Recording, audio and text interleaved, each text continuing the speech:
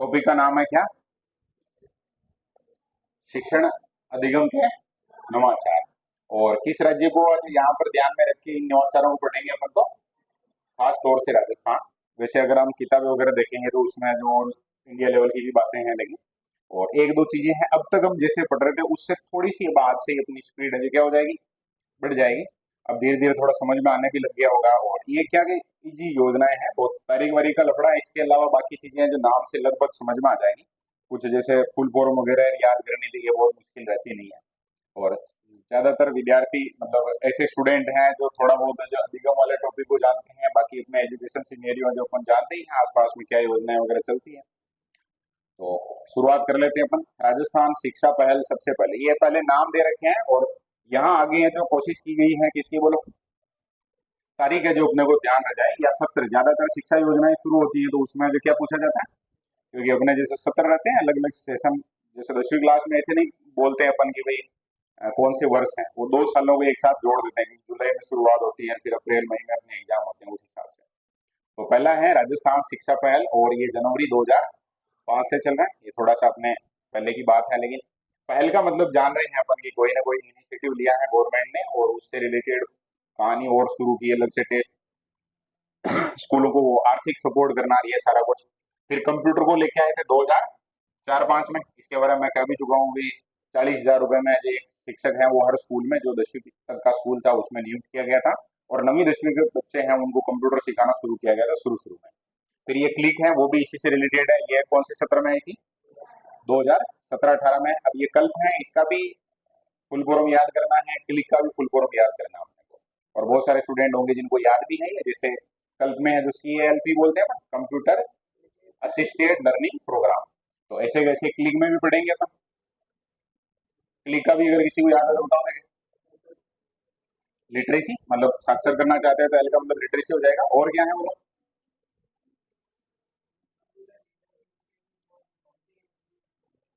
Knowledge, wow.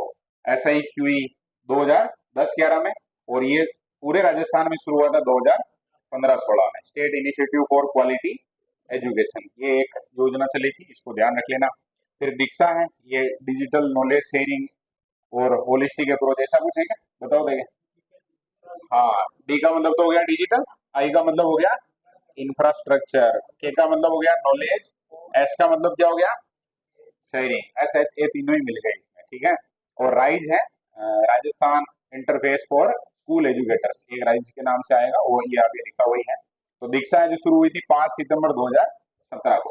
RPSC ने इससे related question भी पूछा था अभी रिसेंट एग्जाम में, और उसमें वो ऑनलाइन ऑफलाइन वाली बात की थी कि भाई अगर हम आज इसको एक्सेस करते हैं तो उसमें जो ऑनलाइन होना जरूरी है, जबकि वो जरूर नहीं था, ऐसा सत्य सत्य कथन था। तो वो बातें अपन पढ़ेंगे। फिर राइज में जो स्कूल एजुकेटर है उनको जोड़ा था, ये कब जोड़ा था, 17-18। जब भी इस तरह 2 साल आ रहे तो समझाओगे वो क्या है, शिक्षण सत्र है। वो शिक्षण सत्र को बताना चाह रहा है। ये क्या नाम, कविता है क्या, कविता है ना नाम, ठीक बात है। एक कविता और भी तो है, ये तो कंप्लीट है, इसका ध्यान दो। स्वयं प्रभा, ये चैनल वगैरह होते हैं ऐसे पढ़ने के, तो ये कब शुरू किया गया था। अब सबको पता है कि ऐसे किसी का नाम लेते हैं इसका मतलब उसको नींद आ रही है। और आज का मौसम वास्तव में ऐसा है, मेरे को ही नींद आ रही थी स्कूल में, आज ऐसे लग रहा था मतलब खूब माहौल बना रखा बच्चों ने, फिर भी मेरे को थोड़ा ऐसे लग रहा था कि यार आज मौसम ऐसा है क्या, बारिश आ जाएगी ऐसा। हम्म, आ जाएगी। बहुत इंतजार कर रहे हैं। और इंतजार के लिए थोड़ा डायलॉग ही अलग ही टाइप का है, लेकिन अभी अपने आगे बढ़ो इधर। एक कोरोना के समय चला था स्माइल, सोशल मीडिया को इंटरफेस बनाया था पढ़ने के लिए, उसको नाम दिया था क्या, स्माइल। और बहुत सारे यहाँ बैठे होंगे जिन्होंने जो स्माइल के दौरान वो कि भाई आज ये प्रश्न आया, ये है मोबाइल शुरुआत हुई थी, मोबाइल की क्रांति है जो ये कोरोना लेके आया था। जेएनजी है ना, आज जो तूफान मचा रखा पूरा, वो तूफान है यहाँ से शुरू हुआ था 13 अप्रैल 2020। और 2 नवंबर 2020 है, फिर 21 जून 2021। तो ये अलग अलग चरण में जब भी जैसे शुरुआत की थी उस समय जो कुछ कमियां रही तो उसको सही करके और सेकंड चरण शुरू किया, फिर उसमें कुछ कमियां थी और भाई ज्यादा इसको प्रभावी कैसे बनाया जाए तो वो फिर तीसरे चरण में जो शुरू किया गया था। फिर एक हवा महल कार्यक्रम था, हर सैटरडे को जो एक कागज आता था उसमें वो लिंक सेट कर देते थे, ऐसे छोटे बच्चे कहानियां वगैरह वो सारी चीजें और सीखने के लिए उनका एंगेजमेंट बढ़ता था। 2 मई 2020 20 को। फिर एक शिक्षा वाणी है, नाम से स्पष्ट हो जाएगा ये किस पे चला होगा बोलो, रेडियो के ऊपर। रेडियो पे है जो थोड़ा ऐसा मतलब सेट कर दिया कार्यक्रम 11 मई 2020 को, और सारी कक्षाओं के लिए मतलब 15-20 मिनट के लिए इस कक्षा के लिए मतलब ग्रुप बना दिया अलग अलग और उनके लिए।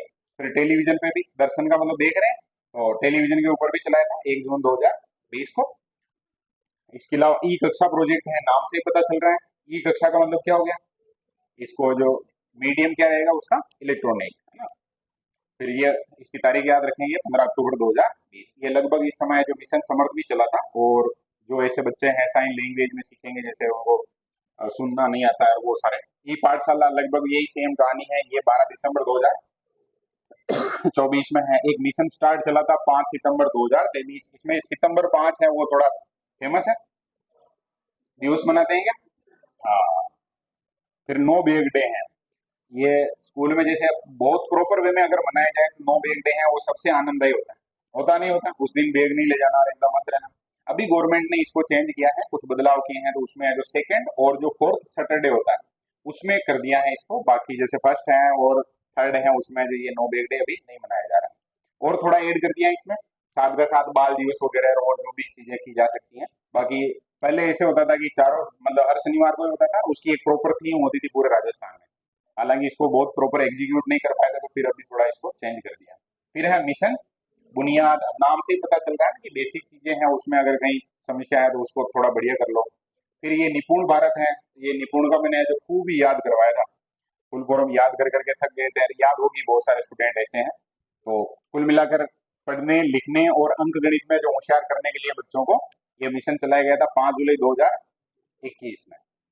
फिर ये रक्षाबंधन कार्यक्रम है, पहले ये जो अभी मसरा के नाम से जाना जाता है, पहले रक्षाबंधन के नाम से शुरू हुआ था। राजस्थान के शिक्षा में बढ़ते कदम 11 जुलाई 2022 को एक ऐप बनाया गया था। प्रत्येक क्लास टीचर है उसके पास उसका पूरा मैनेजमेंट सिस्टम रहता है, और टेस्ट वगैरह होते हैं तो वो उस पर अपलोड कर देता है मार्कशीट वगैरह को, फिर उसका रिपोर्ट कार्ड बन जाता है उसके आधार पे।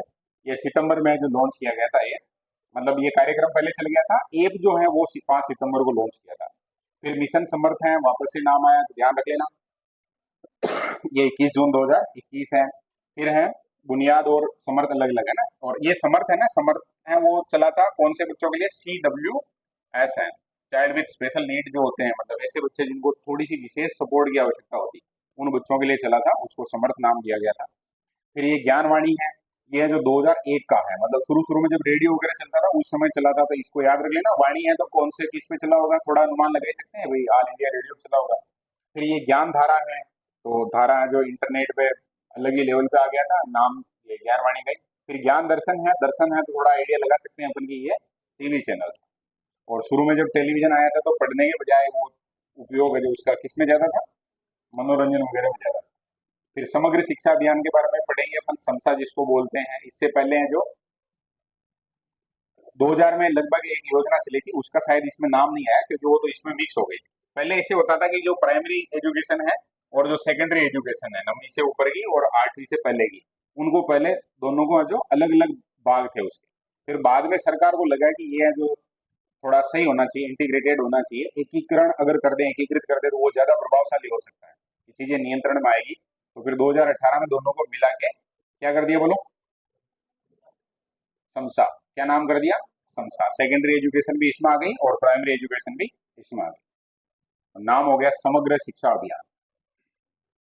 पहले सर्व शिक्षा अभियान चलता था, किस नाम से चलता था, SSA। और जो बड़ी क्लासें होती थी उनके लिए चलता था रमसा बोलते थे उसको, माध्यमिक शिक्षा के लिए, राजस्थान माध्यमिक शिक्षा के लिए। तो SSA और रमसा है जो मिलके क्या हो गए, समसा हो गए 2018 में। फिर ये परख है, ये भी काफी बार नाम सुना होगा, राष्ट्रीय सर्वेक्षण, ये 4 दिसंबर 2024। और ये है जो सबके ध्यान में आ रहा होगा, ये कहाँ से आया है नाम, कौन सी पॉलिसी से आया, नेप 2020, नेशनल एजुकेशन पॉलिसी जो है 2020 वाली, उसमें से ये नाम उठाया है। अब राष्ट्रीय सर्वेक्षण जोड़ा है तो भी नेशनल लेवल पे जो काफी लेवल पर एक नास भी पढ़ेंगे अपन, नेशनल अचीवमेंट सर्वे, ये पढ़ेंगे। इसमें जो किस लेवल तक कोई राज्य गया है, अभी ये नास की जो रिपोर्ट आई है उसमें सबसे टॉप राज्य घोषित किया गया पंजाब, पंजाब सबसे आगे निकले, मतलब केरल वगैरह को पीछे छोड़ के और आगे निकल गया है। वो हो सकता है रिपोर्ट वगैरह में कुछ फर्जी बड़ा हुआ हो, वो अलग कहानी है, लेकिन फिलहाल में जो डेटा है अपने सामने उसमें इसको सबसे टॉप पे माना है। क्या हुआ?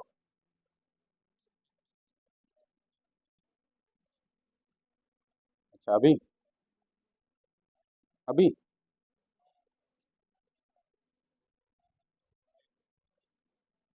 अच्छा, चलो। अभी अभी तो उनको तो बैठे रहने दो, तुम जाओ, है ना? ठीक, मैं आ रहा हूँ।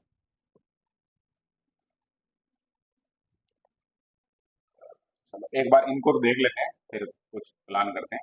आगे है नाम स्कूल रेडीनेस। क्या नाम है बोलो? School readiness. अब ये नाम से ही पता चल रहा है, रेडी का मतलब स्कूल के लिए क्या करना है? रेडी करना है। तो जब बच्चे स्कूल में आएंगे ना, तो शुरू में आते ही पहले उनको जो परेशान नहीं करना, उनको आराम से खेलने कूदने देना मस्त एकदम। और उनके लिए एक किताब ऐसी दे देंगे जिसमें फोटो वगैरह है, वो देखेगा और मस्त रहेगा। तो 2-3 महीने में वो क्या हो जाएगा?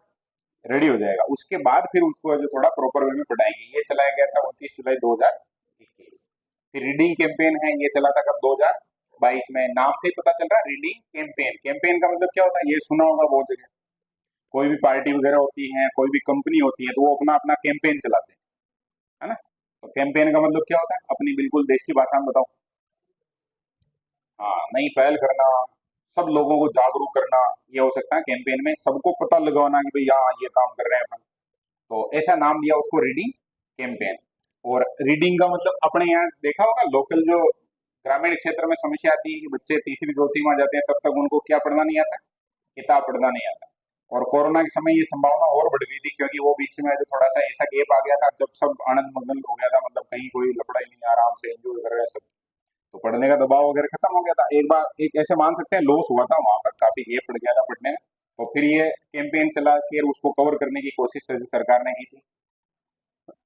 एक ये गजबी है योजना, नाम है कपिला कमला कार्यक्रम। 15 अक्टूबर 20 को है, विद्यार्थी दिवस होता है।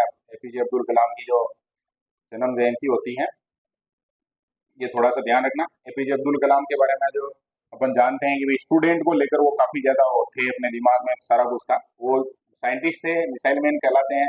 लेकिन उनसे इंटरव्यूअर जो भी पूछते थे कि आप अंतिम रूप से क्या कहलवाना चाहोगे, अपने आप को किस रूप में याद रखा जाए आपको, तो वो मानते थे कि भाई मेरे को एक टीचर के रूप में याद करे तो ज्यादा बढ़िया है, साइंटिस्ट के बजाय। और जब उनकी डेथ हुई थी उस समय भी वो जो भाई कोई यूनिवर्सिटी वगैरह थी उसी में थे। फिर आगे निष्ठा है, 21 अगस्त 2019। ये उससे पहले चल गया था, लेकिन ध्यान रख लेना, ये टीचर है ना, उनको ट्रेनिंग देने के लिए एक योजना चली थी, इसका नाम क्या दिया गया था? निष्ठा। निष्ठा का फुल फॉर्म भी पढ़ेंगे अपन, ये है जो प्रॉपर वे में है। और है किसके लिए, तो अपन बात कर रहे हैं कि ये ट्रेनिंग देने के लिए, ठीक है ना? फिर ज्ञान संकल्प पोर्टल है, ये है जो क्या है बोलो? पोर्टल है, 5 अगस्त 2017 को। और इस पोर्टल का मकसद ये था कि जैसे मान लो आपका गांव है, आपके गांव के विद्यालय को आप अगर कुछ डोनेट करना चाहते हैं, पैसे वगैरह उसको सपोर्ट करने के लिए, तो आप इस पोर्टल के माध्यम से क्या कर सकते हैं? उस विद्यालय को, संबंधित विद्यालय को डोनेट कर सकते हैं। और इसमें जो बेनिफिट ये था, जैसे मान लो आप जो बड़े बिजनेसमैन है और आपको जो इनकम टैक्स देना होता है, तो यहाँ से आपको अगर पोर्टल से जाके और पैसा आपने डोनेट किया है, तो आपको 80 सीसी के तहत जो छूट वगैरह मिल जाएगी। फिर साला दर्पण पोर्टल है, ये 12 फरवरी 2016 को चला है। और अभी राजस्थान का जो स्कूल एजुकेशन है उसका पूरा 100% डेटा है, वो सारा किसके ऊपर है? इसी पोर्टल के ऊपर है। आज सारा जो टीचर आया नहीं आया उसकी हाजिरी हर दिन है जो इसी पोर्टल के ऊपर अपडेट होती है। कौन सा बच्चा एबसेंट है, कौन सा आया नहीं आया, वो सारा कुछ हर दिन का पूरा फिक्स सिस्टम इसी पे काम करता है। कितने टीचर हैं, क्या है, कितनी सीटें खाली, A to Z काम है जो यहाँ देखा जाता है। फिर निरक्षरता अभियान है, ये प्रौढ़ शिक्षा के लिए चला था, काफी पहले का है, ये तो 1978 का है। नाम निरक्षरता अभियान है, कुछ को लगेगा कि निरीक्षर बनाना है क्या, लेकिन बहुत बार है जो शुरू शुरू में नाम ऐसे रखते थे। अपने यहाँ नाम सुना होगा कभी, जैसे पापा वगैरह हैं उनसे बात करना, तो भी पहले प्रौढ़ शिक्षा चलती थी। प्रौढ़ का मतलब क्या होता है?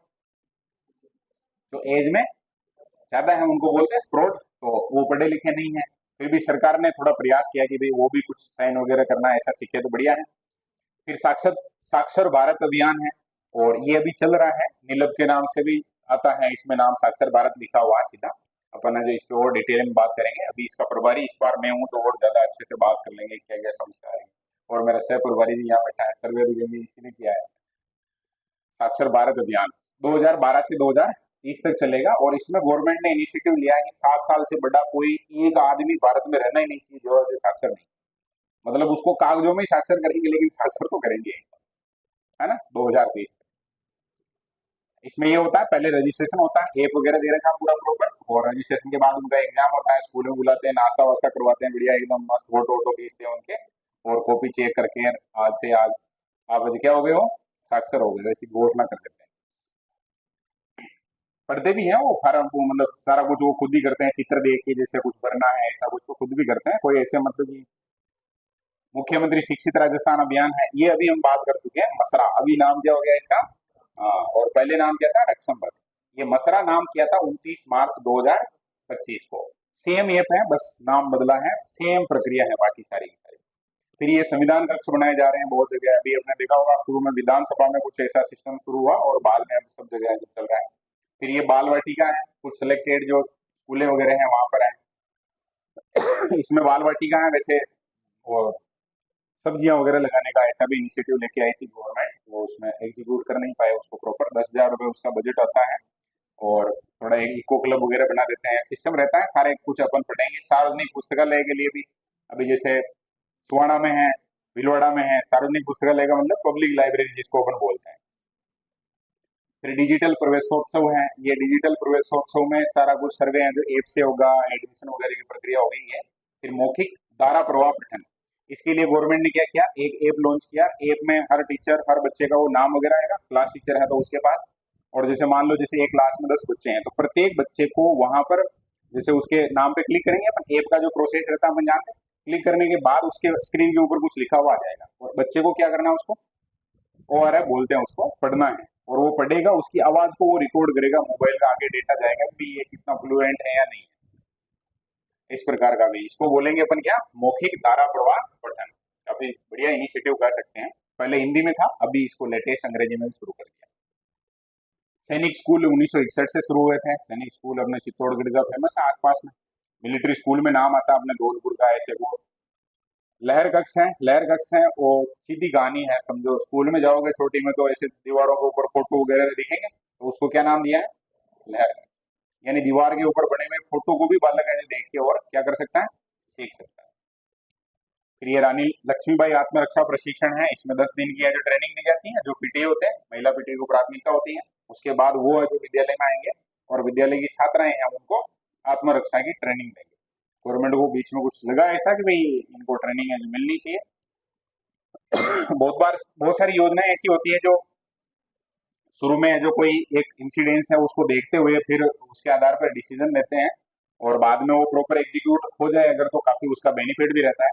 फिर शाला स्वास्थ्य परीक्षण कार्यक्रम है, ये है जो 2024 वर्ष में, और एक पेड़ माँ के नाम अभियान, ये तो अपन जानते ही हैं, सारा कुछ है जो चल ही रहा है, 7 अगस्त 2024 से ये शुरू किया गया था, और अपने यहाँ जो हरियाणा और राजस्थान इसी की तर्ज पे चल रहा है, जिसमें 10 करोड़ रुपए का 10 करोड़ पेड़ लगाने का जो टारगेट हर साल के लिए गवर्नमेंट ने ले रखा है क्या, और 5 साल में कितने लगा देंगे, तो 50 करोड़ हो जाएंगे।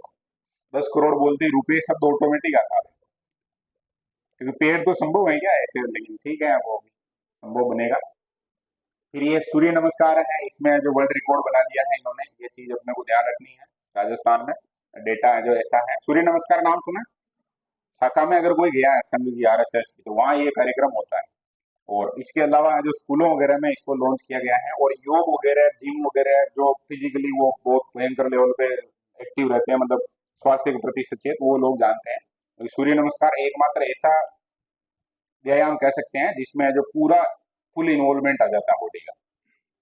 फिर ये वीर गाथा कार्यक्रम चला था, नाम से ही पता चल रहा है कि स्कूलों में जो किसकी गाथाएं सुनाओ, वीरों की। वैदिक संस्कार बोर्ड बना था, अभी ये लेटेस्ट ही है, 16 अप्रैल 2025, इसमें संस्कृत के विद्यालय वगैरह है उनको शामिल किया गया। तो इतनी सारी अपन योजनाएं हैं जो पढ़ेंगे, नवाचार कर दो, योजना कर दो, सारा कुछ है जो इसमें अपने को पढ़ना है। खूब सारे नाम हो गए, 40-45, अब कुछ को लग रहा हो इतना को याद कैसे करेंगे, तो ये पढ़ते पढ़ते धीरे धीरे याद होंगे, ऐसे ही एकदम से तो संभव होता नहीं है सारा कुछ। अब पढ़ना शुरू करेंगे आगे। हम्म शिक्षण अधिगम के नवाचार, तो पहला है कोविड से, ये उसको डिवाइड कर रखा है भाई कोविड के आधार पे, तो कोविड से पहले कौन से चल रहे थे, कोविड के टाइम पे क्या चलाए थे हमने, और कोविड के बाद में जो क्या क्या अभी चल रहे हैं, तो पोस्टर प्री और कोविड दोनों तीनों आ गए। तो कोविड से पहले यहाँ पर राजस्थान शिक्षा पहले अभी 2005 पढ़ के है अपन, कल कार्यक्रम है, SIQV है, दीक्षा राइज है, स्वयं प्रभा है, और इसके अलावा क्लिक है, ये सारे कुछ है जो कब चल रहे थे बोलो, कोविड से पहले। कोविड तो समझ गए ना, या भूल गए उसको, उसको कैसे भूल सकते। फिर स्माइल है, अभी हमने बात की थी सोशल मीडिया को जो इंटरफेस बनाया गया था किसके लिए, पढ़ने के लिए। इसके अलावा हवा महल है, शिक्षा वाणी है, ये उस दौरान चले थे। शिक्षा दर्शन है, ई कक्षा है, ये सारा कुछ कब चला था बोलो, बोलो। हाँ, और आगे इधर बात करें तो कोविड के बाद है जो कौन कौन से कार्यक्रम चले थे, तो no bag day. No bag day समझ में आएगा, भाई एक दिन है जो बच्चे बैग लेके नहीं आएंगे सप्ताह में, और उस दिन है जो आराम से खुले में सीखेंगे बढ़िया। ये मोन्टेसरी वगैरह को फॉलो करने का प्रयास किया है। वो कहते हैं ना ऐसे कि फ्री छोड़ दो है तो सीख जाएंगे खुद ही। आगे रक्षंबक है, ये अभी 25 हम बात कर रहे हैं, और एक मिशन कौन सी है, बुनियाद। तो ये कोविड, ऐसा कभी नहीं पूछेंगे कि बाद का कौन सा है पहले का कौन सा है, ये हमने अपने समझने के हिसाब से इसको सेट किया बस। अब पहला है क्या, राजस्थान शिक्षा पहल, राजस्थान एजुकेशन इनिशिएटिव। अब जब हम पढ़ रहे हैं तो एक थोड़ा सा दिमाग में जो एक दो चीजें रखें, जब भी हम कोई भी योजना पढ़ेंगे ना तो लगभग नाम से उसका उद्देश्य है जो क्लियर हो जाएगा।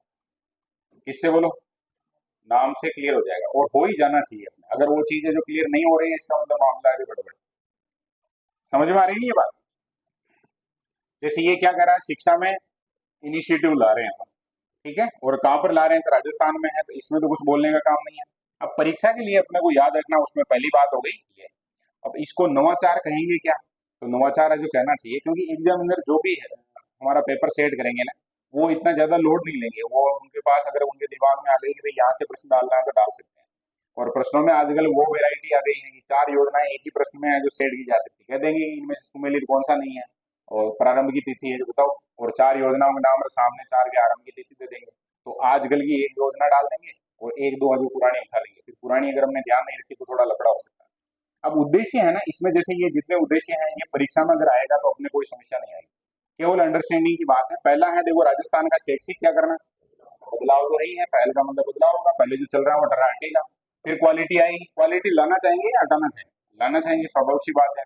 फिर शिक्षा का कैसा आयामी हो, बहुआयामी, बालक के लिए हम बात करते हैं कि उसका कैसा विकास हो, सर्वांगीण विकास हो। फिर सूचना तकनीक है उसको जो धीरे धीरे लाना चाह रहे थे, उसी समय आज ये कंप्यूटर वगैरह का 4-5 में उन्होंने पढ़ा था, कल्प वगैरह जो कार्यक्रम चले थे वो भी इसी समय चले थे, ये इनिशिएटिव में आएगा। जेंडर गैप को कम करना, शिक्षा में ये समस्या थी पहले कि भाई लड़कियां हमको नहीं भेजते थे, तो इसको थोड़ा इसके द्वारा जो कम करेंगे। और एनरोलमेंट है उसको बढ़ाना है, बालक है जो स्कूल में एक बार एडमिशन के बाद पढ़ने भी आए, बहुत बार ऐसे होता है ना कि एडमिशन तो ले लिया लेकिन पढ़ने नहीं आ रहा, तो वो चीजें जो थोड़ी नुकसान करती है, तो उसको थोड़ा कवर करने का प्रयास इसमें। संचालन में भी आर्थिक जो सहयोग वगैरह है वो उद्योग परिसंघ से मिल रहा था, और इकोनॉमिक फोरम है वो भी काम कर रहा था इसमें, क्योंकि भारत को जो बहुत जगह ऐसे है जो बाहर से फंडिंग मिलती है एजुकेशन वगैरह में, वेलफेयर जो कार्यक्रम होते हैं उनमें। और global e school and communication initiative है, इसके तहत भी है जो ये मतलब संस्थान है जो ये सहयोग कर रहे थे इसमें इनिशिएटिव में। और कोई भी इस प्रकार का इनिशिएटिव लेना हो तो कहीं ना कहीं आवश्यकताएं जो पड़ती हैं। और संचालन का काम देख रही थी राजस्थान की विद्यालय शिक्षा परिषद वर्तमान में, अभी ये ध्यान रख लेना। फिर योजना में राज्य सरकार द्वारा निजी कंपनियों को भागीदार बनाया गया है। अब निजी कंपनियों को भागीदार क्यों बनाया, तो वो अपन जानते हैं क्यों बनाते हैं वो। अरे पैसा देती है ना निजी कंपनियां हैं, वो सप्लाई तो वहीं से आएगी ना, कहाँ से आएगी नहीं। तो इनिशिएटिव में ये प्रश्न बनने वाली कहानी है, और इसको आराम से अपन समझ सकते हैं। समझ सकते हैं क्या बोलो, कि भाई अपने को जो एजुकेशन में क्वालिटी लानी है, कुछ चेंजेज करने हैं, अपने को लग रहा है कि ये बढ़िया होना चाहिए, बहुआयामी होना चाहिए, सूचना तकनीक है वो आनी चाहिए। हालांकि अभी तक भी आई नहीं है, अभी तक भी ऐसे नहीं कि आज अब हम 2026 में मतलब चल रहा है काम, उस समय बिहार स्कूल में जो लेब वगैरह बन गए हो, ऐसा नहीं है। कुछ कुछ जगह बने, अपने सोयपुर में बने तो चोर लेके चले गए, तो वो कुल मिलाकर चीजें हैं जो धीरे धीरे हो गई है। आगे बात करनी है अपने को किसके बारे में, कल कंप्यूटर एडेड लर्निंग प्रोग्राम। कुल मिलाकर ये है जो कंप्यूटर है उसको पढ़ाना शुरू करना था इनको 2004-5 में।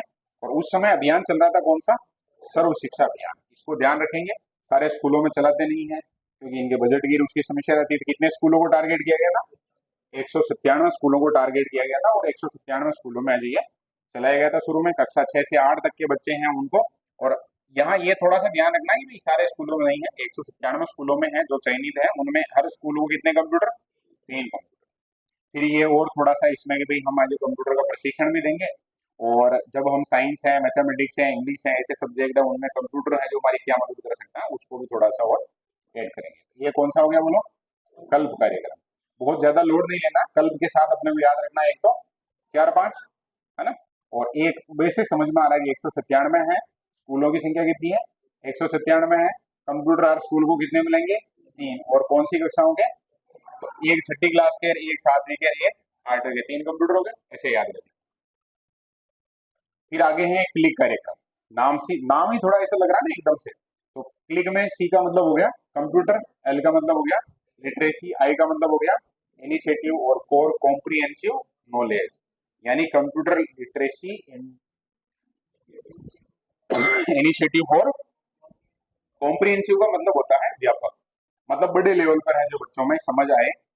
प्रारंभ हुआ था 2017-18 में और उद्देश्य था कक्षा 6 से 10। अब थोड़ा ध्यान रखना, उधर हमने 6 से 8 पढ़ा है, इधर 6 से 10 है। सारे बच्चे उनको कंप्यूटर की है जो समझ विकसित करनी थी और कंप्यूटर में है जो उनको क्या बनाना था, साक्षर बनाना था। तो योजना का नाम ध्यान रखिएगा, क्या नाम है बोलो? क्लिक योजना। और क्लिक योजना है जो टारगेट करती है कक्षा 6 से लेके और 10 तक के बच्चों को, और कंप्यूटर से रिलेटेड उनमें अंडरस्टैंडिंग का लेवल है जो आना चाहिए, ये प्रयास था। फिर SIQE है, SIQE का फुल फॉर्म था state initiative for quality education. इसको अपने को याद रखना। क्वालिटी का मतलब हो गया गुणात्मक, तो गुणात्मक शिक्षा के लिए राज्य की पहल। कुल मिलाकर अपने यहाँ जो शिक्षा पहले से चली आ रही थी पद्धति, उसको बाद में लोगों ने माना था कि भाई वो उसमें क्वालिटी नहीं है, कुछ डर रहा है, ऐसा कुछ है। तो उसको हम जो कैसे कवर करें, क्या है जो उसमें किया जाना चाहिए, तो वो इनिशिएटिव लेके आए। और इसी के तहत अपन CC वगैरह का नाम सुनाओ। CC अभी जो STC में उधर भी पढ़ा होगा, प्री में अपने अधिक्षमता में पढ़ा होगा, वही सेम कहानी है जो इसमें आएगी। यही वाक्य है कि सब बच्चे जो क्या कर सकते हैं, सीख सकते हैं, और सब शिक्षक है जो क्या कर सकते हैं, सिखा सकते हैं। अब इसका सीधी कहानी है कि भाई हर बच्चे को जब आप मौका दो और जो भी शिक्षक हैं उनके ऊपर आप विश्वास करोगे भाई वो है जो सिखा सकता है। अब शुरुआत हुई थी कौन से सत्र से? 2010-11। हालांकि पूरे राजस्थान में नहीं हुई थी, ये केवल कौन सा प्रोजेक्ट था? पायलट प्रोजेक्ट था। जयपुर और अलवर कुछ कुछ स्कूल इसमें से कर लिए थे उन्होंने सेलेक्ट, और वहां पर 40 और 20 का रेशो था यार। और इसमें जो 40 स्कूल थे कहाँ के? अलवर के, और 20 स्कूल है जो जयपुर के थे, और इनमें जो इसको शुरू किया गया था, वहां से ट्रायल लिया गया था कि भाई ये जो कितना बढ़िया प्रॉपर है जो काम करता है नहीं करता है। फिर वो लगा ऐसा कि भी प्रॉपर काम करता है, तो 15-16 में इसको है जो कहाँ लागू कर दिया? संपूर्ण राजस्थान में। और SIQA के लिए ध्यान रखना है कि शुरू में ये एग्जीक्यूट हुआ था कक्षा 1 से लेके और 5 तक। अब इसमें क्या क्या कहानी है उसको और देखते हैं। जैसे इसके एग्जीक्यूशन में जो 4 अलग अलग ये सिस्टम काम कर रहे हैं, जिसमें एक तो हो गया अपना कौन सा निदेशालय? माध्यमिक शिक्षा निदेशालय, जो इसका संचालन कर रहा है। और जो इसको एकेडमिक जो सपोर्ट चाहिए, मतलब पाठ्यक्रम वगैरह चाहिए, किताबें चाहिए, वो सारा कुछ काम है वो अकादमिक काम है वो कर रहा था अपना, जो अभी नाम बदल गया है उसका, RSCERT हो गया, पहले क्या था? SIERT था। 2018 में इसका नाम आज बदल दिया। और ये कहाँ पर है? RSCERT तो उदयपुर में है। अभी जब अपन पढ़ते हैं तो शिक्षा में हमारे जो एकेडमिक काम है उसमें सबसे बड़ी संस्था है वो कौन सी है? RSCERT। फिर राजस्थान स्कूल शिक्षा परिषद है, ये भी बाद में बना था। पहले जो ये राजस्थान माध्यमिक शिक्षा परिषद, ध्यान रख लेना, पहले नाम था क्या? स्कूल, और अभी नाम कर दिया क्या? माध्यमिक शिक्षा। तो थोड़ा ध्यान रख लेना, ये थोड़ा सा चेंज है जो अपने को ध्यान होना चाहिए। ये क्या काम करेंगे? तो जो रूपरेखा वगैरह बनानी है, परिषद है तो भाई इसमें मेंबर रहेंगे अलग अलग, एडवाइज वगैरह देंगे, उस हिसाब से काम है जो सेट कर देंगे। फिर बोध शिक्षा समिति, ये बोध है, ध्यान रखना, ठीक है। मैं इसको शुरू में थोड़ा सा, मैंने जहाँ से किताब वगैरह से पढ़ा था मैंने गलत पढ़ लिया था इसको, मैंने इस प्रकार से पढ़ लिया था इसको बौद्ध। तो बौद्ध नहीं है ये, बौद्ध है ना वो अंडरस्टैंडिंग वाला शब्द, बौद्ध यानी जानकारी होना, वो है ये। तो एक तो शिक्षा समिति हो गई, और एक हो गया यूनिसेफ। यूनिसेफ नाम सुना सबने? जो उधर अमेरिका वगैरह में पूरे दुनिया के लिए काम करने वाले हैं, उसमें ये है जो सपोर्ट कर रहा है किस लेवल पर? हमें टेक्नोलॉजी के लेवल पर। तो तीनों हो गए, एकेडमी काम के लिए RSCERT है, संचालन के लिए है जो निदेशालय है, फिर यहाँ जो ट्रेनिंग वगैरह इसका जो शेड्यूल वगैरह बनता है वो जो स्कूल शिक्षा परिषद के द्वारा, और जो टेक्निकल सपोर्ट है यूनिसेफ और बोर्ड शिक्षा समिति का। अब बाद में है जो ये इसके अंतर्गत चला था, क्या बोलो? CC, सतत व्यापक मूल्यांकन, जिसको हम बोलते हैं। सी का मतलब तो एक का तो हो गया क्या? कंटिन्यूस, और एक का हो गया कॉम्प्रिहेंसिव, और ई का मतलब हो गया इवेल्युएशन। अब इसमें CC के तहत जो गतिविधियां होती है उसमें 3-4 नाम पढ़ते हैं अपन, जैसे चाइल्ड सेंटर्ड पेडागोजी है, इसको बोलते हैं CC। एक्टिविटी बेस्ड लर्निंग है, उसको बोलते हैं ABL। ABL कक्ष जो लहर कक्ष है ना, उसी की जैसा एक मतलब वहां पर आपके पास कुछ और थोड़ा ज्यादा सामग्री हो सकती है बस। और एबीएल कक्ष नाम सुना होगा, जैसे लहर कक्ष है उसमें केवल और केवल दीवारें काम कर रही हैं। अब यहाँ जो एबीएल कक्ष है उसमें क्या है कि आपके पास जो कुछ ऐसे सामान है जिनसे वो बच्चा है जो कुछ नया क्रिएट कर सकता है, बना सकता है, पोस्टर वगैरह चेंज कर सकता है, वो कुछ। फिर ये सीसी तो अपन बात कर ही चुके हैं। और ये एफएलएन कार्यक्रम है। एफएलएन का फुल फॉर्म में जो बहुत सारे विद्यार्थी बता देंगे, अभी ये चल ही रहा है। एफएलएन बाद में चलाया गया था, फाउंडेशनल लिटरेसी एंड न्यूमरेसी, मतलब सीधी कहानी है कि भाई पढ़ना आना चाहिए और अंक ज्ञान है जो बालक को होना चाहिए। आरटी नो की धारा 29, ये धारा थोड़ी ध्यान रखना, वैसे तो सारी धाराएं अपने को पक्की रटनी पड़ेगी, याद करनी पड़ेगी। फिलहाल में ये आई है तो इसके बारे में थोड़ी बात कर लेते हैं। इसके अनुसार सतत व्यापक मूल्यांकन प्रक्रिया को सुदृढ़ करने और शैक्षिक गुणवत्ता बढ़ाने के लिए एसआईक्यूई की शुरुआत 2015-16 में की गई थी। और ये 1 से 5 के बालक हैं उनके ऊपर जो टारगेट करती है। ये धारा 29 है वो किसके बारे में, पाठ्यक्रम वगैरह के बारे में बात करती है, आरआईसीआरटी इनके बारे में बात करती है। इसको थोड़ा धारा को ध्यान रख लेना। बाकी इसमें धाराएं कितनी पढ़ते हैं अपन, धारा 1 से लेके और कितनी, 38 है या 39 है?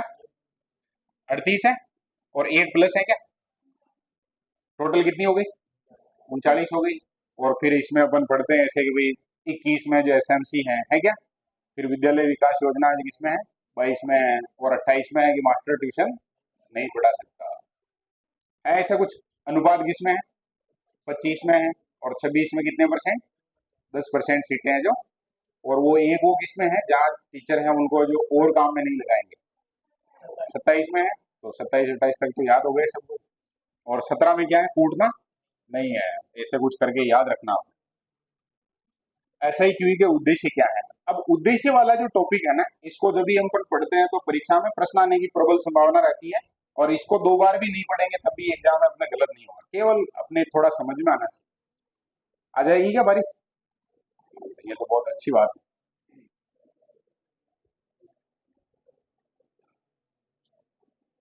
चलो आगे देखो, इधर देखो। देखो सबके चेहरे एकदम खिल गए वैसा, क्योंकि बहुत इंतजार कर लिया ना हमने।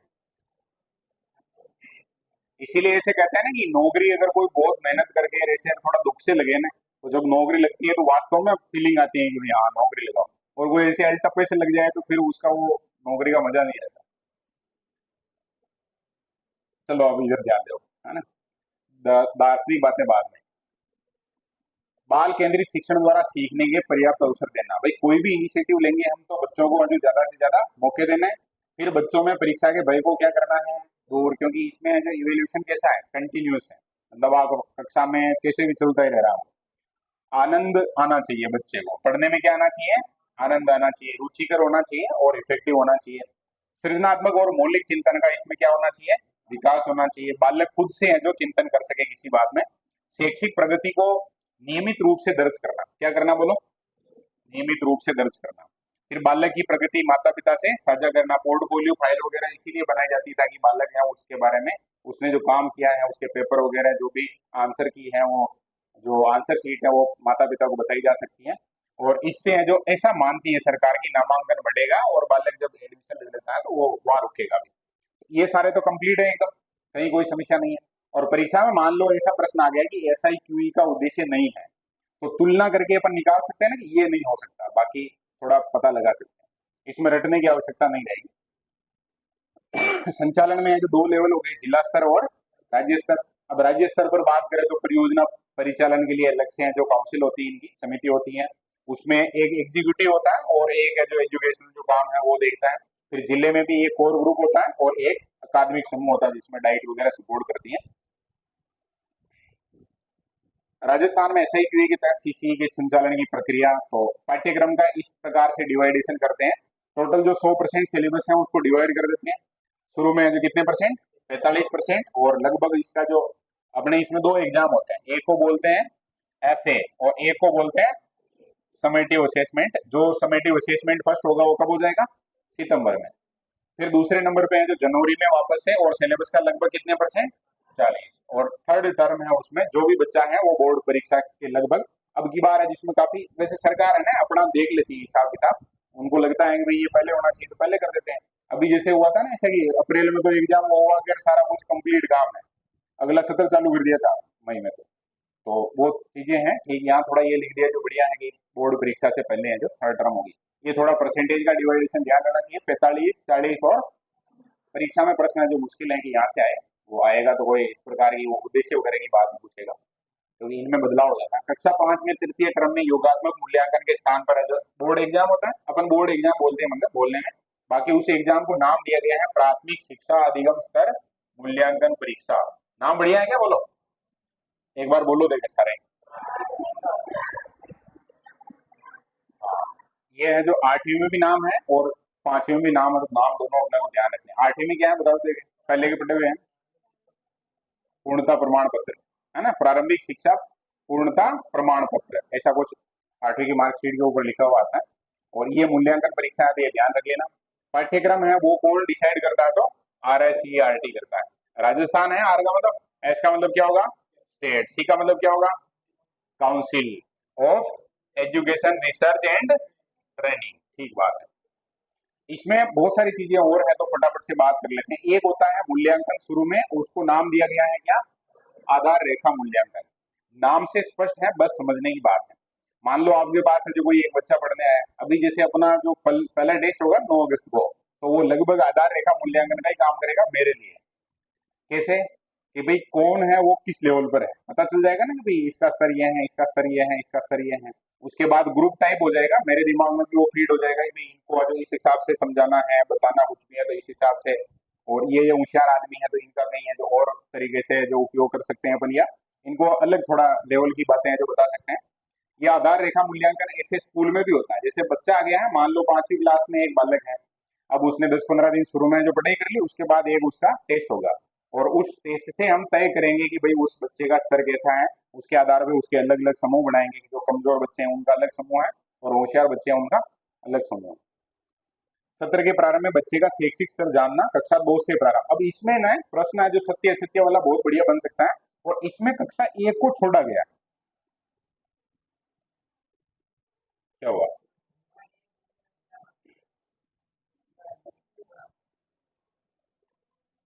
मच्छर है क्या है,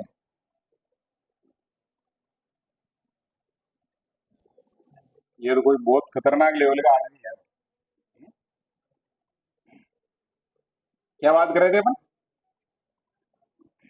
इसमें जो किसको शामिल नहीं किया गया है, कक्षा 1 को शामिल नहीं किया गया है, ये बहुत महत्वपूर्ण है, क्योंकि वो परीक्षा जैसे ही अपने प्रश्न आएगा ना, तो यहाँ पर दिया हुआ है कक्षा 2 से प्रारंभ और कक्षा 5 तक होता है, तो कक्षा 5 की जैसे हम बात कर रहे हैं, तो नॉर्मली जब वो कहेगा कक्षा 1 से 5 तक, कक्षा 2 से 5 तक, तो अपने दिमाग में इसे छटकेगी वो यार कि कक्षा 2 से कैसे होगा, होगा तो 1 से 5 तक होगा, फिर वो 8वीं 10वीं के 2 ऑप्शन दे देगा, तो उस समय अपन है जो लफड़ा कर सकते हैं, मतलब लफड़ा हो सकता है, संभावना है ऐसी। तो बहुत अच्छे से याद रखना कि कक्षा 1 के बालक का आधार रेखा मूल्यांकन नहीं होता, रह जाएगी ये ध्यान में। और ऐसी बातें जो ध्यान में रखनी है, बाकी बाकी चीजें जो आराम से अपन समझ सकते हैं।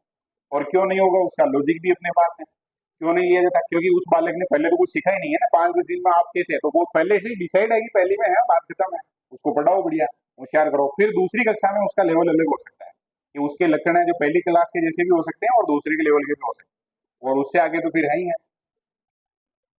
15 से 20 दिन तक सत्र के प्रारंभ में पूर्व कक्षाओं का दौरान कार्य करवाया जाता है तथा कक्षा को 2 समूह में बांटा जाता है। तो शुरू के 10-15-20 दिन तक है जो उनको नॉर्मल पढ़ाई करवाई जाती है। अभी जो किताबें आई हैं उसमें भी शुरू के 4-5 पेज ऐसे होते हैं पूर्व कक्षा का दौरान, और उसी को जो पढ़ाया जाता है उसके बाद फिर आगे शुरू किया जाता है। 2 समूह है जो समझ में आ रहा है नहीं, बालक है उनको एक क्लास में है जो कितने ग्रुप में बांट देंगे, 2 ग्रुप में।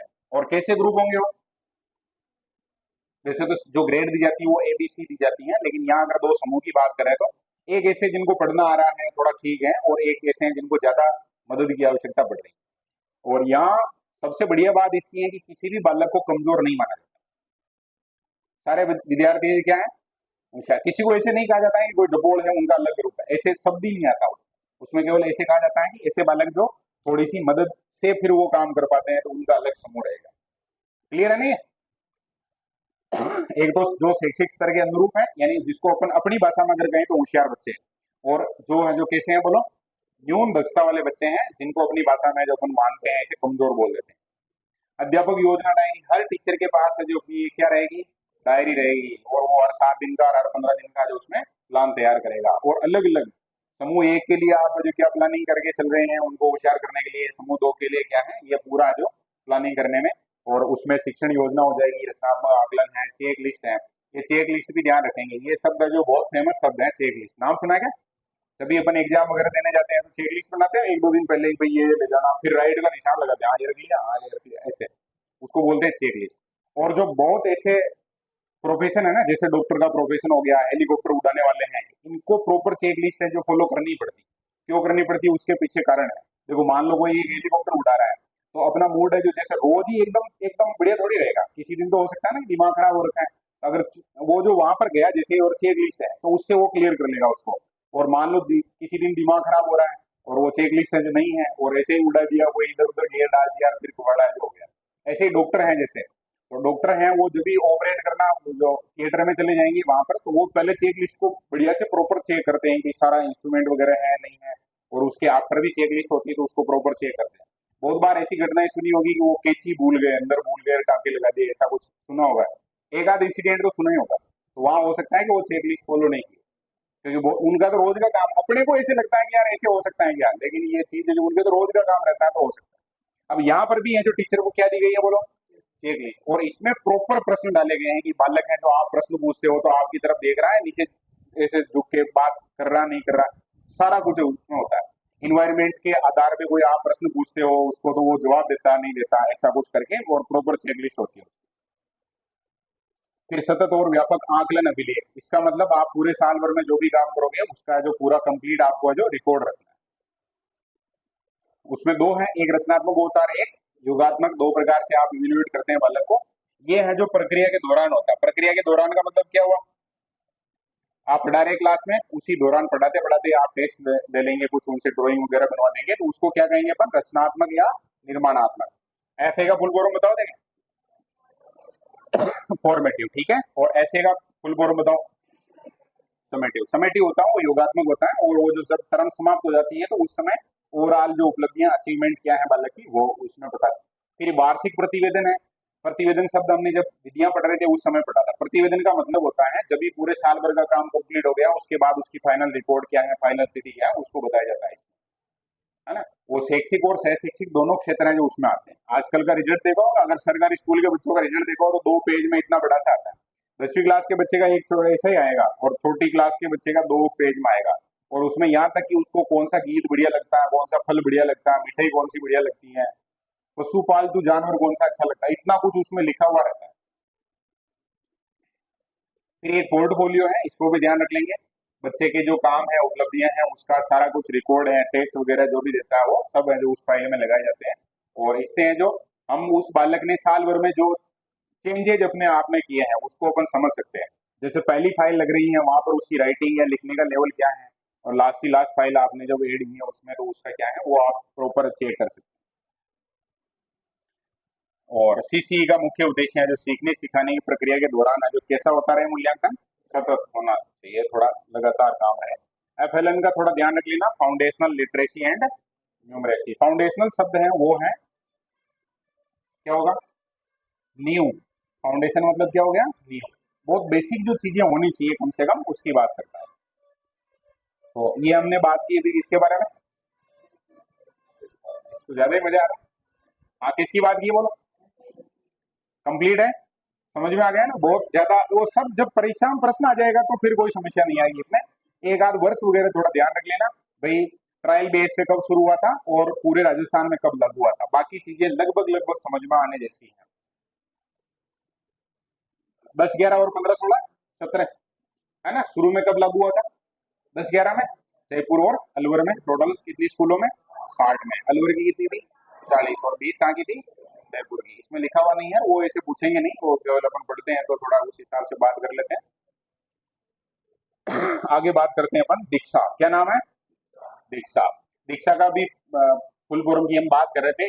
डी का मतलब हो जाएगा डिजिटल, और आई का मतलब हो जाएगा infrastructure for knowledge sharing. Digital infrastructure for knowledge sharing. कुल मिलाकर देखो, नॉलेज को बांटना चाहते हैं, शेयरिंग का मतलब बांटने की बात हो गई, साझा करना है। और इंफ्रास्ट्रक्चर का मतलब क्या होता है बोलो, एक संरचना, ये जैसे ये सारा टाम टीम है ये सब, इसको क्या कहेंगे अपन, इंफ्रास्ट्रक्चर कहेंगे। अब ये इंफ्रास्ट्रक्चर है कैसा, डिजिटल है, इसका मतलब इसमें ऐप वगैरह पोर्टल ये चीजें। प्रारंभ हो गया था ये 5 सितंबर 2017 को, तारीख याद रखने की कोशिश करनी है। स्कूल शिक्षा का राष्ट्रीय मंच है और पोर्टल है diksha.government.internet, इस नाम से नेशनल टीचर प्लेटफॉर्म हो गया ये, कुल मिलाकर नेशनल लेवल का है मामला। और इसमें काम नेशनल लेवल का कोई भी मामला एकेडमिक काम कौन करेगा? एनसीईआरटी, ठीक है, नाम सुना होगा एनसीईआरटी का नाम, वैसे सुना होगा ये एनसीईआरटी पढ़ रही हो या एनसीईआरटी पढ़ो पहले, बेसिक उससे होगा ऐसे कुछ। तो अपने यहाँ जैसे आर है सीईआरटी है, वैसे ही दिल्ली में क्या है? एनसीईआरटी है, ठीक है। One nation one digital platform जो पहले है उसको नाम दिया गया है कि भाई एक राष्ट्र है तो उसका एक प्लेटफॉर्म होना चाहिए। मकसद क्या है? तो अभी यहाँ पर हम जब बात कर रहे हैं ना, जैसे ये डिजिटल नॉलेज को डिजिटली क्या कर रहा है? शेयर कर रहा है। मतलब मान लो एक टीचर है जो बहुत बढ़िया है, जो पीपीटी वगैरह बना के और पढ़ा रहा है और बहुत एक लेवल का है, अब वो जैसे पढ़ा रहा है या उसके पास जो कंटेंट है, पढ़ाने का तरीका है, वो सारा जो पूरे भारत के टीचर को बांटना चाहिए, नहीं बांटना? अगर वो सबसे बढ़िया है तो बांटना चाहिए, तो उसका एक तरीका हो गया ये। तो अब इससे क्या होगा? शिक्षकों का मतलब कौन हो गए? सारे के सारे टीचर जो भी पूरे देश में पढ़ा रहे हो। शिक्षार्थियों मतलब पूरे पूरे देश के सारे विद्यार्थी हो गए। अभिभावक मतलब अभिभावक भी तो अपने बच्चों को मदद करने के लिए कुछ पढ़ना चाहेंगे। और विशेष विशेषज्ञ हैं, उनको भी मदद चाहिए, जैसे सरकारी गैर सरकारी संस्थाएं हैं, निजी संस्थाएं हैं, स्वयंशासी संस्थाएं हैं, सब है, उनको जो यहाँ से क्या उपलब्ध हो जाएगा? ज्ञान उपलब्ध हो जाएगा। तो उद्देश्य क्लियर हुआ ये? बोलो, दीक्षा का उद्देश्य क्या है?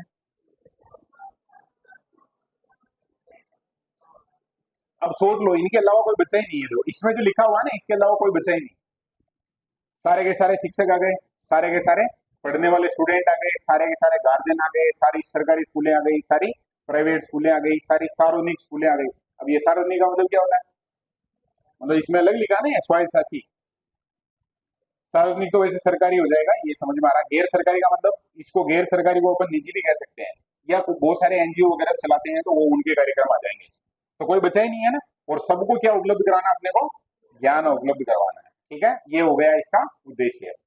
फिर शुरुआत है जो मानव विकास। अब ये नाम बदल गया क्या इसका? हाँ, अब नाम क्या हो गया? शिक्षा मंत्रालय। और नाम बदला, मंत्री जी भी बदल गए और नए मंत्री जी आ गए। नाम बताओ देखें, शिक्षा मंत्री, हाँ, प्रहलाद जोशी। और अभी कुछ जगह देखा होगा सोशल मीडिया में, पहले जो थे वो एमए पास थे, अभी आए जो बीए पास है। लेकिन उनके पास जो ऐसे क्रिटिकल मंत्रालय वगैरह थे, क्रिटिकल मंत्रालय का मतलब जहां पर ज्यादा समस्याएं वगैरह आ सकती थी, तो उनको जो अभी संभलाया मामला, ताकि ये थोड़ा सही तरीके से जो वो काम चलता रहे। बात करते हैं आगे। शुरुआत में ये जो नाम है ना, इसी को शॉर्ट में अपन क्या लिख देते हैं? एमएचआरडी, ठीक है ना, ministry of human resource development. और इसमें काम करेगा एनसीईआरटी। अभी बात कर चुके अपन। एनसीईआरटी का फुल फॉर्म बताओ? National council of education research and training, ठीक है। ये है जो काम कर रहे हैं। और उपराष्ट्रपति वेंकैया नायडू जी हैं, उन्होंने उद्घाटन किया था इसका, और ये पोर्टल की शुरुआत हो गई थी शुरू में, ठीक है। आधार बेस क्या है इसका? तो ओपन सोर्स तकनीक है। ओपन सोर्स का मतलब समझ में आएगा? ये शब्द भी बहुत बढ़िया समझो। जैसे मान लो कोई एक मूवी वगैरह आई है, या कोई किताब छपी है, या और कुछ भी ऐसा जो डिजिटली कहीं पर हम जो उसको एक्सेस कर सकते हैं, तो उसको हम अपने प्लेटफॉर्म पे साझा नहीं कर सकते, नहीं तो अपने खिलाफ है जो केस कर सकते हैं, या कुल मिला के अपने ऊपर है जो जुर्माना लग सकता है। ओपन सोर्स का मतलब यहाँ से अगर कोई भी सामग्री आप जो डाउनलोड करते हैं, उसको किसी को बांटते हैं, पढ़ाते हैं, कुछ भी उपयोग करते हैं, तो कोई समस्या नहीं है।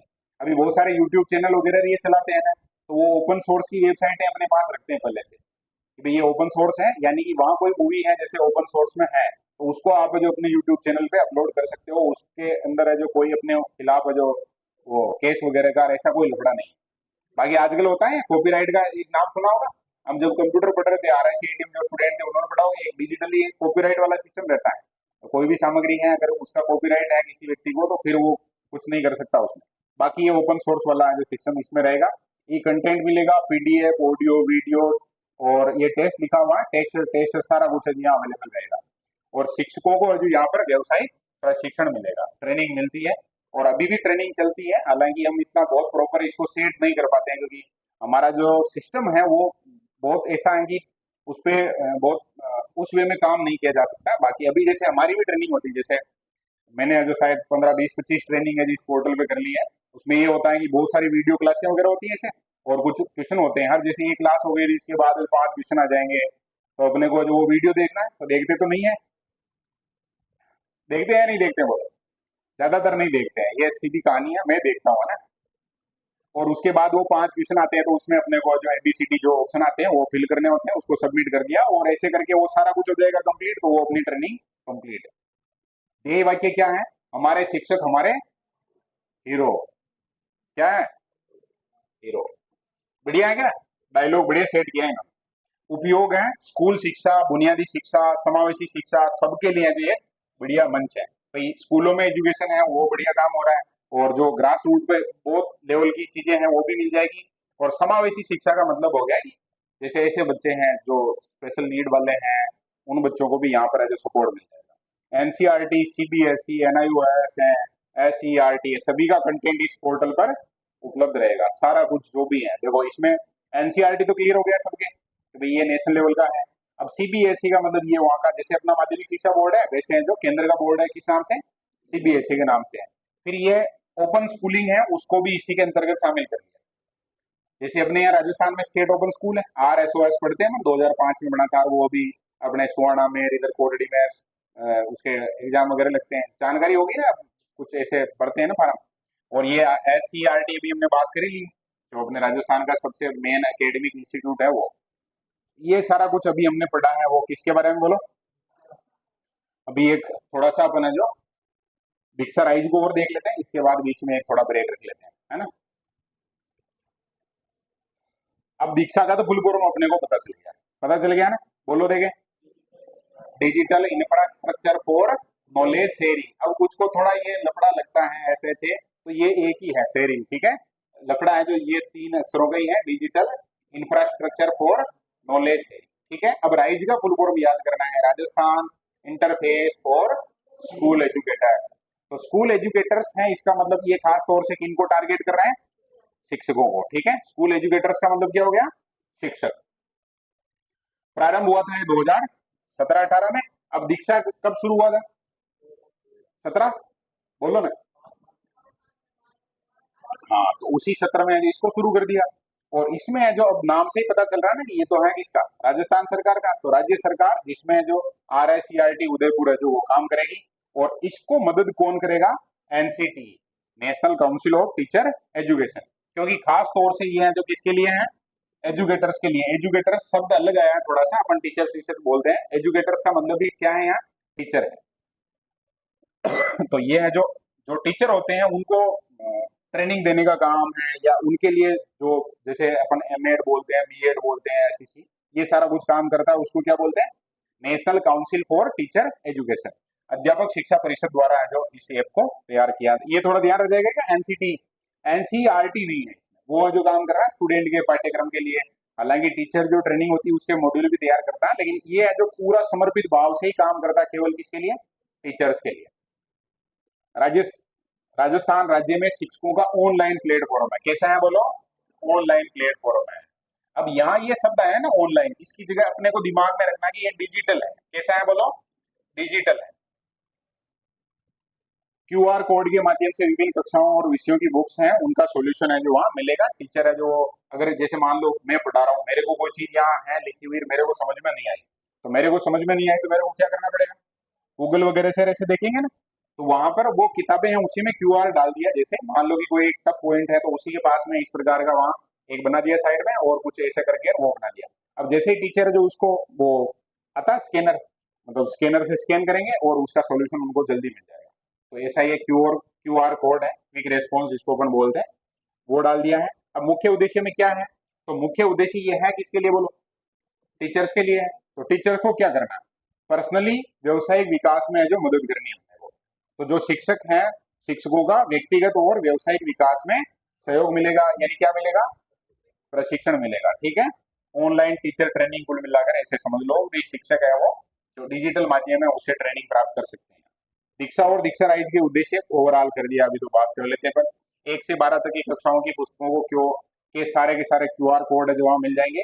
कठिन बिंदु चिन्हित करना, अब हम जब भी पढ़ते हैं तो कुछ चीजें इजी लगती हैं और कुछ लगती हैं कैसे, कठिन। और जैसे हम हैं वैसे ही तो टीचर भी हैं, उनको भी तो कोई ना कोई चीज ऐसी होगी जो कठिन लगेगी, तो उसको सपोर्ट मिल जाएगा उनको वहां पर। उपचारात्मक शिक्षण की सामग्री देना, ये क्लियर है सबके, पहले हम क्या करेंगे, टेस्ट लेंगे और उससे हमें पता चलेगा कि भाई यहाँ यहाँ कमियां रही है, फिर उसको वापस पढ़ाएंगे तो उस शिक्षण को अपन क्या बोलते हैं, उपचारात्मक, और कमियां पता लगाते हैं उसको निदानात्मक। ये अलग से टॉपिक है तो वहां भी पढ़ेंगे अपन। शिक्षकों का व्यवसायिक प्रशिक्षण हो जाएगा, ट्रेनिंग मिल जाएगी, ई कंटेंट मिलेगा, ई बुक मिल जाएगी, पीडीएफ वगैरह मिल जाएगी सारी वहां। छात्र और शिक्षकों को गुणवत्ता युक्त है जो मंच मिलेगा, ये भी जरूरी है। फिर समावेशी शिक्षा की पुस्तकों को ऑडियो फॉर्मेट में तैयार करना। समावेशी शिक्षा समझ गए, ऐसे बच्चे हैं जिसे देख नहीं सकते, ऑडियो फॉर्मेट में है तो क्या कर सकते हैं, सुन सकते हैं। और मान लो कोई सुन नहीं सकता, देख सकता है तो वो तो पढ़ लेगा किताब। और कोई सुन भी नहीं सकता और पढ़ भी नहीं सकता, मतलब देख भी नहीं सकता है, सुन भी नहीं सकता है, तो उसके लिए आजकल जो ब्रेल लिपिकार, इसका भी सिस्टम आ गया है आजकल का, काफी समय से है। डिजिटल शिक्षा देना, एक राष्ट्र एक राज्य प्लेटफॉर्म हो गया है, उच्च गुणवत्तापूर्ण शिक्षा का मंच है, शिक्षा से जुड़े लोगों विद्यार्थियों के लिए उपयोगी ऐप है। तो ये 6 पॉइंट है जो हमने देख लिया। स्वयं प्रभा से आगे अपन है जो आगे बात करेंगे, एक बार इसका रिवीजन करके, है ना। अभी थोड़ा सा 5-7 मिनट का ब्रेक।